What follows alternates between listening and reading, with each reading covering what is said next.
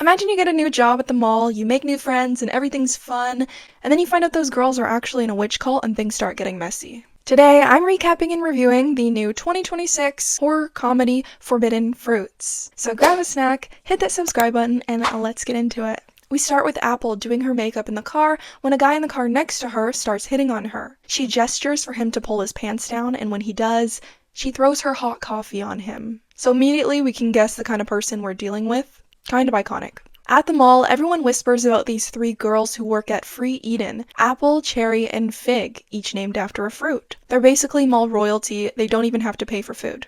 The girls talk about Apple becoming manager, saying she'd do way better than Sharon, and they allude to she who shall not be named, a former employee who Apple calls her cracked out mini-me. Fig is being kind to the girl from Sister Salt handing out samples, but Cherry shuts it down. They don't talk to those people. During their shift, Fig sneaks some of those samples and learns the girl's name is Pumpkin and she wants a job there. My job doesn't define me. My hotness and my personality do. The next day, Pumpkin shows up to Free Eden and meets Apple, who gives her an application. Cherry interviews her, asking questions like how she takes her coffee and if she ever feels alone. Pumpkin doesn't like coffee, and she is deeply alone, even mentioning she'd like to be a doll. Okay. After learning her name is Pumpkin, Apple invites her back after hours. That night, Pumpkin learns from Fig that Cherry's whole family is dead, and so is Apple's dad. We learn that Pumpkin's dad is also dead. They then introduce her to the ritual, and apparently the retail season cycle is complete, with Pumpkin being a fall fruit. Do figs grow in winter? They bring out blood to begin her induction, and Pumpkin questions if they're witches. Apple says she's studied the occult, and they do more modern spells. They then lay out the 3 rules of paradise. Number 1, the shine theory. Women shine brighter when surrounded by other women who don't dim their light. Number 2, reject the demon Vindicar, which feeds off of pain and misery. Number 3, only text boys using emojis. Pumpkin is then asked to drink something and then sent into confession with Marilyn Monroe, who according to them, no man could ever control, and they must honor her sacrifice. Pumpkin admits she doesn't fully buy into any of this, sisterhood and paradise. She wants it to be real, but it's never come naturally to her. She then finds herself alone, locked in the store. The next morning the girls come in and Pumpkin is all dolled up. They're impressed and give her a trial shift. Apple and Pumpkin deal with a couple where Apple somehow sells this woman a tablecloth for $400. Pumpkin says the husband seemed sweet and she misses her dad, but Apple's like he probably cheated on her because men are two-faced. And we slowly uncover the obvious that Apple hates men. Then there's a commotion. Apple radios code Dill. A girl is smashing her head against the store window. Apple takes Pumpkin out to a jewelry stand and says she can see potential in her and how women need a garden to grow, but they also need to rip out the weeds and throw out the snakes. She then hires her because she feels a connection and gives her a pumpkin charm.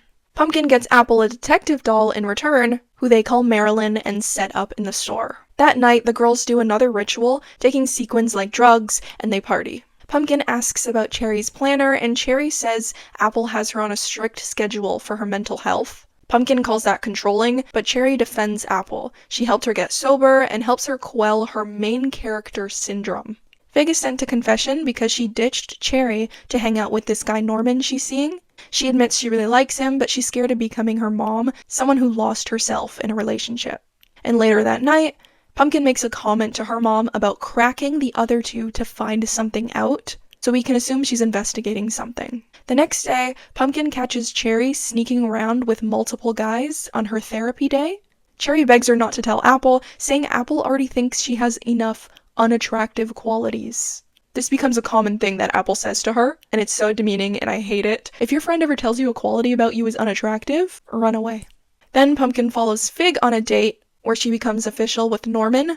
Again, Fig begs her not to tell Apple, then tells her what happened to Pickle. Pickle was Apple's former mini-me, but she started rebelling after meeting Ashton, so the girls did a hex without saying who it was on, and Ashton ended up in a coma, and Pickle lost it. So we can see why these girls wouldn't want to tell Apple they're seeing someone.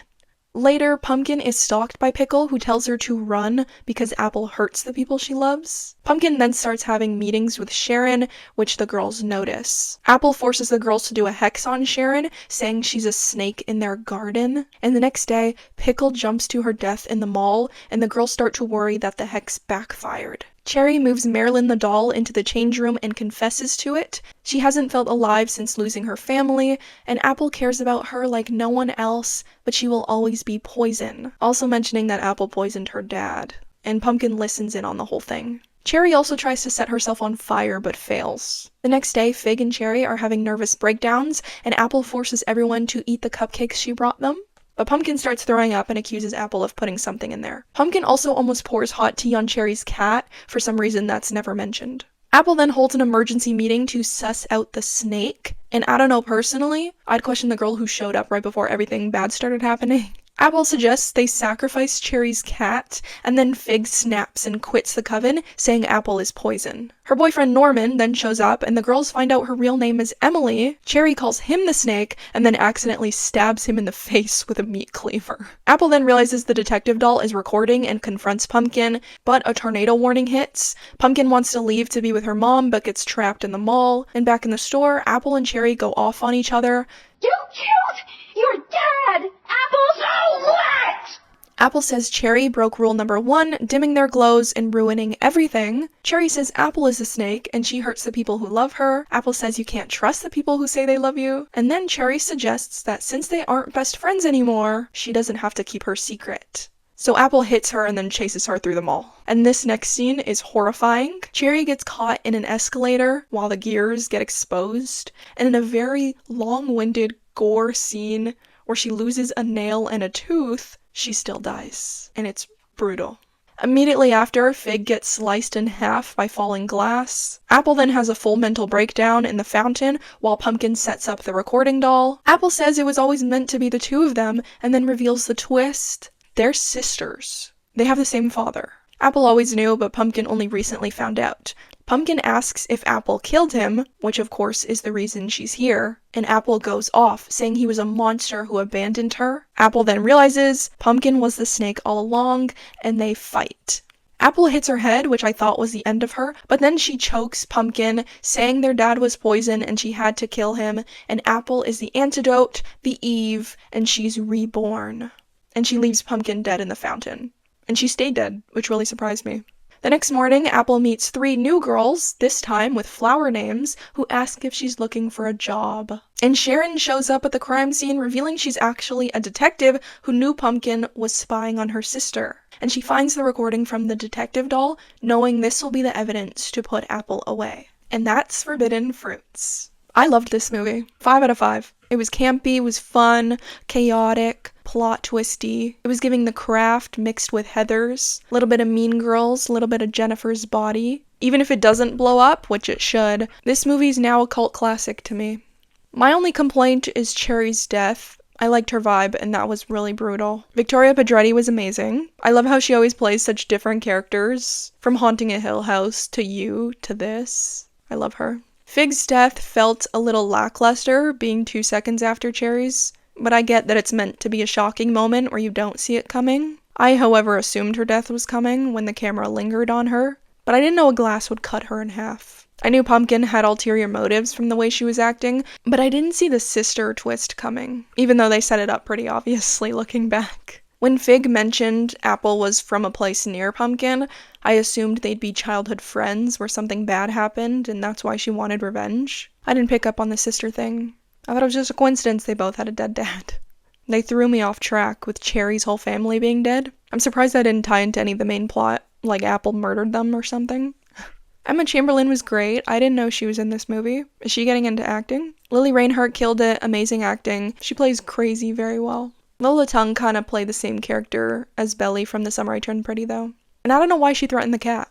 I'm also not sure why they hid Gabrielle Union as Sharon the whole time. Was it just because they could only afford one scene? Or was it a callback to something I'm missing? I kind of love when thriller movies have a villain win. Only when it's a girl, though, and not a man or a monster. So I liked this subversion, having Apple kill Pumpkin at the end. I thought Apple was gonna die when she hit her head, or at least stop choking her, or think she was dead, and then in that shot where Apple walks away, Pumpkin stands back up. But no. And I think it's funny to have her find a new girl group at the end. I want a sequel with her terrorizing these girls with a fake flower name, while the cops are after her. I also wish it didn't have the nudity or sex scenes, so I could rewatch it with my parents. Comment below what you thought of this movie, like and subscribe for recaps, reactions, and more. Thanks for watching, and I'll see you next time.